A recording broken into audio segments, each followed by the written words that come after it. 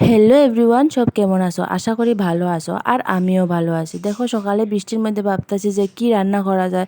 তারপরে এদিকে দেখো আমি কুকারের মধ্যে মটর সিদ্ধ আর ভাত বয়াই দিছি। কথা কইতে কইতে আমার মটর সিদ্ধ হয়ে গেছে। তার মধ্যে দেখো আমি পেঁয়াজ আর আলু কাটিয়েও রেডি করে লিছি। সকালে ঘুম থেকে উঠার পরে সবের বাড়িতেও একটা টেনশন থাকে যে কি রান্না করবো আজকে, কি রান্না করবো, সবরে কি দিয়া খাওয়ান দেবো। এটাই সবচেয়ে বড় ইম্পর্টেন্ট কাজ থাকে সবের বাড়ি।